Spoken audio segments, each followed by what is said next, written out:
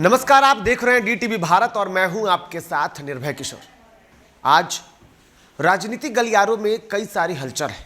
उसी हलचल के बीच में एक है जेडीयू कार्यालय में हो रही बैठक। दरअसल जेडीयू कार्यालय में पार्टी के अधिकारियों की बैठक चल रही है। यह बैठक कर्पूरी सभागार में हो रही है और पिछले कई घंटों से चल रही है। लेकिन अब इस बैठक को लेकर के कई सारी कयासें लगाई जा रही हैं। क्या कुछ इस बैठक में खास हो रहा है, आज इसी मुद्दे पर चर्चा करेंगे। हमारे साथ हमारे सहयोगी अभिषेक जुड़े हुए हैं।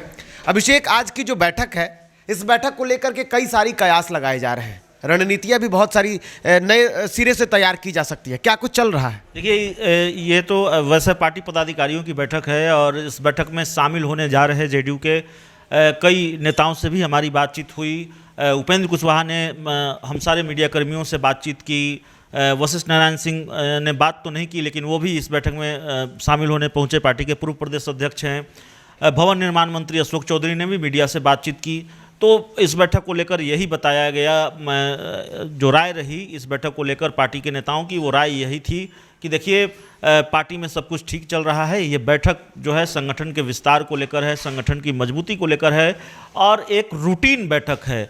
लेकिन महत्वपूर्ण ये है कि उपेंद्र कुशवाहा जो पार्टी की बैठकों में शामिल नहीं होते रहे, आरसीपी सिंह बतौर जेडीयू के राष्ट्रीय अध्यक्ष लगातार बैठकें करते रहे जेडीयू दफ्तर में। कोरोना की दूसरी लहर खत्म होने के बाद और उस बैठकों में उपेंद्र कुशवाहा कभी शामिल नहीं हुए। उनसे जब सवाल पूछा गया तो उन्होंने कहा कि देखिए, ये कोई इतनी महत्वपूर्ण बैठक नहीं है। जब कोई बड़ी बैठक होगी तो पार्टी के बड़े नेता उसमें शामिल होते हैं, तो ज़रूर मैं शामिल होऊंगा। अब उपेंद्र कुशवाहा ने एक बयान 2-3 दिन पहले दिया था कि देखिए, संगठन में सुस्ती है। आज उपेंद्र कुशवाहा पहली बार जेडीयू संसदीय बोर्ड के अध्यक्ष बनाए जाने के बाद पार्टी की किसी महत्वपूर्ण बैठक में शामिल हो रहे हैं, उसमें हिस्सा ले रहे हैं और सबसे महत्वपूर्ण चेहरा है उपेंद्र कुशवाहा इस बैठक में। पार्टी के दूसरे बड़े नेता भी, अशोक चौधरी, वशिष्ठ नारायण सिंह सरीखे नेता भी इस बैठक में शामिल हो रहे हैं।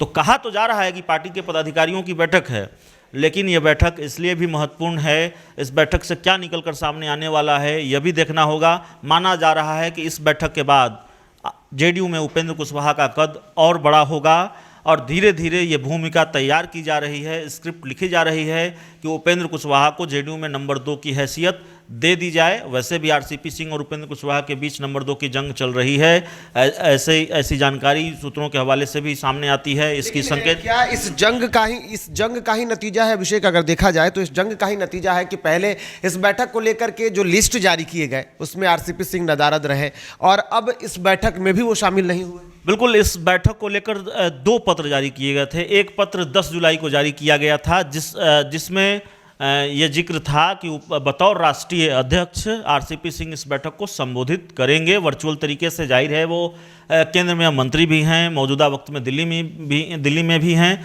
तो वर्चुअल तरीके से ही इस बैठक को संबोधित कर सकते थे। तो इस बात को मेंशन किया गया था, जानकारी दी गई थी इस बात को लेकर। लेकिन 15 जुलाई को एक और पत्र जारी होता है जिसमें इस बात का कहीं जिक्र नहीं होता है कि रालोसपा, माफ़ कीजिएगा, जेडीयू के राष्ट्रीय अध्यक्ष आरसीपी सिंह इस बैठक को वर्चुअल तरीके से संबोधित करेंगे। लेकिन आज जेडीयू नेताओं से हमारी बातचीत हुई तो उन्होंने कहा कि नहीं, आरसीपी सिंह इस बैठक में जुड़ेंगे और वर्चुअल तरीके से इस बैठक में अपना संबोधन देंगे। तो कहीं ना कहीं, और दूसरे नेताओं ने भी कहा कि जेडीयू में सब कुछ ठीक है।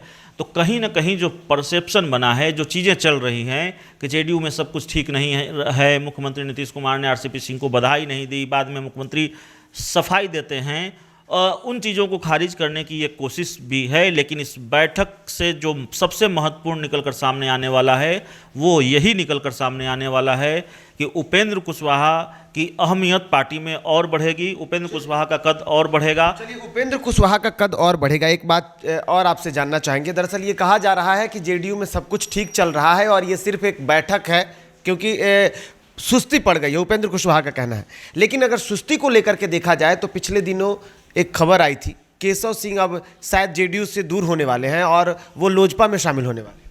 नहीं, केशव सिंह तो लोजपा में शामिल हो गए हैं और बड़ा दिलचस्प मामला है। केशव सिंह अपने सैकड़ों समर्थकों के साथ जेडीयू में शामिल हुए थे और कल ही उन्होंने बाकायदा अपने एक सोशल मीडिया पोस्ट लिखा और उसमें उन्होंने जानकारी दी। उस पत्र को भी शेयर किया जो पारस गुट के प्रदेश अध्यक्ष प्रिंस राज की तरफ से जारी किया गया है, जिसमें केशव सिंह को प्रदेश प्रधान महासचिव की जिम्मेवारी सौंपी गई है। तो बड़ा दिलचस्प मामला है कि केशव सिंह जेडीयू के नेता हैं, अभी उन्होंने जेडीयू से इस्तीफा नहीं दिया है, लेकिन वो जाकर पारस गुट में शामिल हो जाते हैं, उस गुट के प्रदेश प्रधान महासचिव बन जाते हैं।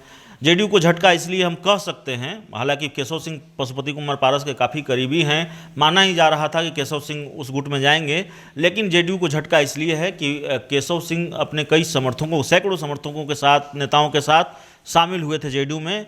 तो ये हो सकता है कि केशव सिंह जब पारस गुट में शामिल हुए हैं तो जेडीयू में शामिल होने वाले, केशव सिंह के साथ शामिल होने वाले वो सैकड़ों नेता और समर्थक भी, कार्यकर्ता भी केशव सिंह के साथ पारस गुट में शामिल हो जाएंगे। तो जेडीयू को जाहिर तौर पर एक झटका लगेगा। चलिए, बिल्कुल जेडीयू को जाहिर तौर पर झटका लगेगा। हालांकि इन सब के बीच में ये बातें लगातार कही जा रही है कि पार्टी में सब कुछ ठीक है। बिल्कुल, पार्टी में अगर सब कुछ ठीक है तो फिर इस बैठक का आखिर में मकसद क्या है या क्या रणनीति बन रही है? क्या रणनीति इसलिए बन रही है क्योंकि पार्टी आरसीपी सिंह को अब कहीं ना कहीं, आरसीपी सिंह और उपेंद्र कुशवाहा के बीच में जो लड़ाई चल रही है उसमें उपेंद्र कुशवाहा को बड़ा पद मिल सकता है और आज की बैठक बहुत मायनों में खास माना जा रहा है। अब ये देखना होगा कि बैठक के बाद क्या कुछ चल रहा है, लेकिन पिछले कई घंटों से चल रही है बैठक जरूर राजनीतिक गलियारों में एक नई सुर्खियां लेकर आ सकती है। इसलिए इस तरह की तमाम बड़ी खबरों के लिए आप देखते रहें डीटीवी भारत। फिलहाल मुझे और मेरी सहयोगी अभिषेक को दीजिए इजाजत। नमस्कार।